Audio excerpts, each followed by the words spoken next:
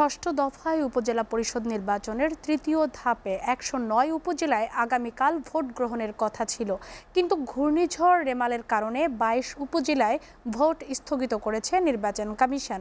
অবশিষ্ট ৮৭ উপজেলায় নির্বাচন হবে বুধবার সকাল থেকে।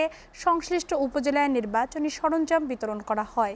প্রতিনিধিদের পাঠানো তথ্য ছবিতে ডেস্ক প্রতিবেদন। জামালপুরে মেলান্দহ ও মাদারগঞ্জে নির্বাচনী সরঞ্জাম বিতরণ করা হয়েছে। বুধবার ইভিএমে হবে ভোট। ২ উপজেলায় চেয়ারম্যান পদে ৮, ভাইস চেয়ারম্যান পদে ৮ ও মহিলা ভাইস চেয়ারম্যান পদে ৮ প্রার্থী প্রতিদ্বন্দ্বিতা করছেন। নির্বাচনী সরঞ্জাম পাঠানো হয়েছে যশোরের বাঘারপাড়া ও অভয়নগর উপজেলায়। পুলিশ বিভাগ থেকে জানানো হয়েছে, সর্বোচ্চ নিরাপত্তার মধ্য দিয়ে শান্তিপূর্ণ নির্বাচনের লক্ষ্যে সব উদ্যোগ নেওয়া হয়েছে।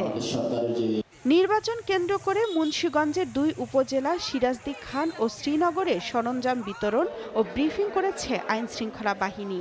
সিরাজদি খানে ৩৮টি ও শ্রীনগরে ৪৯টি কেন্দ্র ঝুঁকিপূর্ণ বলে জানিয়েছে আইনশৃঙ্খলা বাহিনী। নির্বাচনী সরঞ্জামাদি বিতরণ শুরু হয়েছে দিনাজপুর সদর, চিরির বন্দর ও খানসামা উপজেলায়।